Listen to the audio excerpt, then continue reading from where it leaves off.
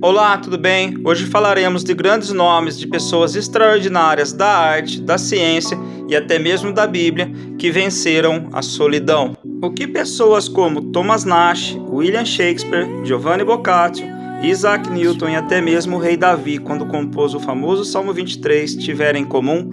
Eu te conto tudo como esses grandes nomes venceram a solidão.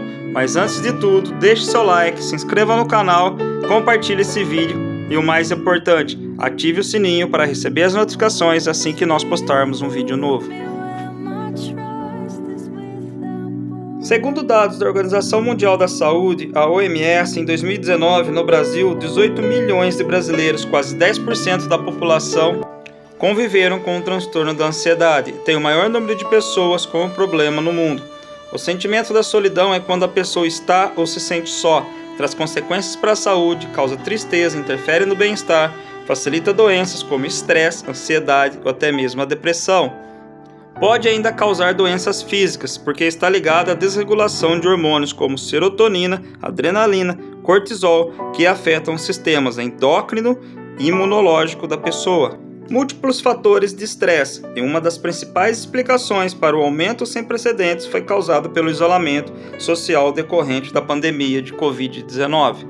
Entre outros fatores, boa parte das pessoas se isolam nas dificuldades, se tornam mais solitárias e, como resultante da solidão, desenvolve estresse, ansiedade ou até mesmo a depressão.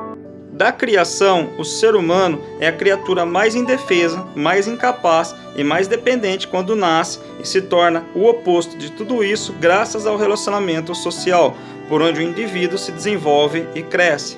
A definição de solidão é um sentimento de estar separado dos outros, um sentimento de vazio não construtivo, desintegrativo, sem objetivo orientado.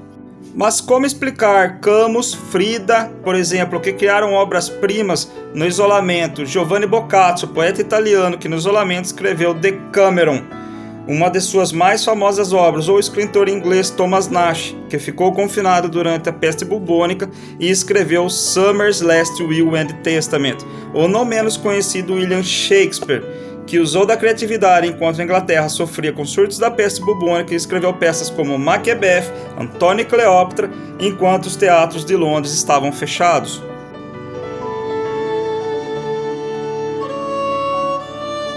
Isaac Newton, enquanto Londres sofria com a Grande Praga e a Universidade de Cambridge manda todos os alunos para casa, incluindo Newton, quando ele concluiu teorias matemáticas e experiências com prismas e iluminação, que foram fundamentais nas suas teorias sobre ótica, assim como a famosa macieira do quintal da sua casa, que o inspirou a elaborar teorias sobre gravidade, que marcou na ciência.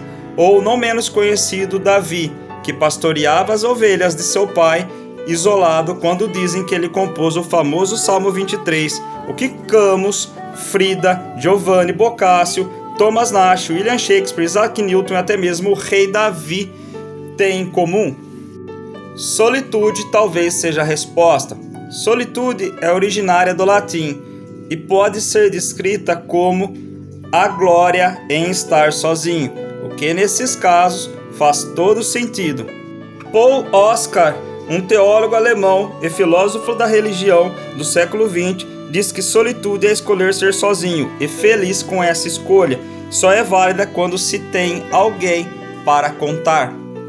A Sociedade Brasileira de Inteligência Emocional valida esse encontro consigo mesmo todos os dias, um bem-estar pessoal que fortalece o autoconhecimento e a autoconfiança. Reflexão: ou que você possa ter em comum com os artistas, ou com o cientista, ou com o rei, seja que de alguma forma as circunstâncias te obrigaram a viver algo que você não queria. De alguma forma fomos obrigados, e quando somos obrigados é porque não decidimos. E por não decidir, temos que passar primeiro pela solidão. Após dar o primeiro passo para a solitude, onde podemos nos encontrar, nos enxergar aquilo que realmente nascemos para fazer, a glória em estar sozinho. Pela obra mais famosa e mais antiga falada aqui, quando Davi escreveu o Salmo 23, alguns dizem que era rei e estava no oásis ameaçado por tropas inimigas, 3.000 anos atrás. Outros dizem que Davi compõe esse poema enquanto cuidava das ovelhas de seu pai, o que parece mais lógico, porque logo após ter sido ungido rei pelo profeta, ele voltou a pastorear os rebanhos. E pelas suas citações, se colocando como uma das ovelhas e falando: preparas uma mesa, unge-me com óleo. Exatamente o que aconteceu quando o profeta chegou. O caso de Davi, ele não trabalhava somente para ajudar no sustento da família, mas porque era obrigado a ficar longe, porque se envergonhavam dele, ao ponto de que quando o profeta chega para ungí-lo rei, no sacrifício e na mesa farta, que era por causa dele mesmo, ele mesmo não foi convidado pela própria família. O que deixa claro que entre esse período da unção, da chegada de Jonathan, seu melhor amigo, ele ainda estava sozinho porque era obrigado. Como disse, se você for obrigado, antes de chegar na solitude, você vai passar pela solidão. Quando enfim Davi rompe com a solidão e se encontra com a solitude, nesse momento é gerado nele autoconhecimento, por se colocar como uma ovelha ao compor algo que é conhecido por gerações durante 3.000 anos. Ele começa: o Senhor é meu pastor e nada me faltará. O que realmente está escrito e o que realmente significa? Terlim Kaf Gimel Mismor le David Adonai Roi lo Ersar. O que traduzindo significa: o Senhor é o meu pastor e ele não me faltará. Aqui você percebe na tradução que tiraram algo que seria do céu para a terra, ou seja, da vertical, e colocaram somente no campo horizontal, o que prova que Davi, ele clamava por Deus e não por bens materiais. A maior prova disso é que você vê muitas pessoas ricas ainda assim se sentindo num vazio existencial, com depressão pela causa da solidão. A palavra hebraica aqui usada no Salmo Roi, ela tem sentido, além de pastor, como amigo. Então, o que Davi estava dizendo? O Senhor é meu amigo íntimo e ele não me faltará.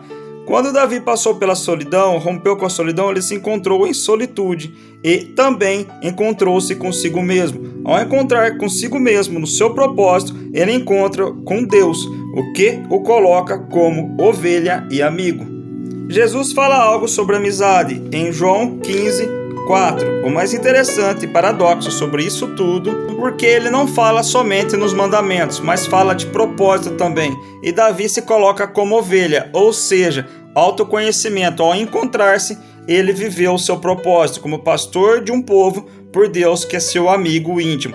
Jesus diz: vós sereis os meus amigos se fizerdes o que vos mando. Ou seja, encontre-se no seu propósito, aproveite as oportunidades, quer seja nos dias bons ou nos dias maus.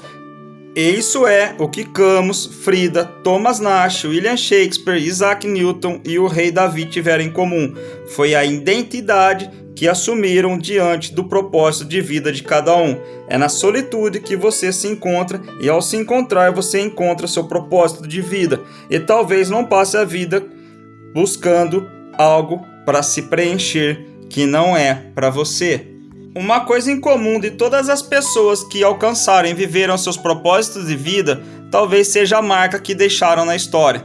Não se esqueça de deixar o teu like, se inscrever no canal e o mais importante, compartilhe com quem você ama. Muito obrigado, até mais, pessoal.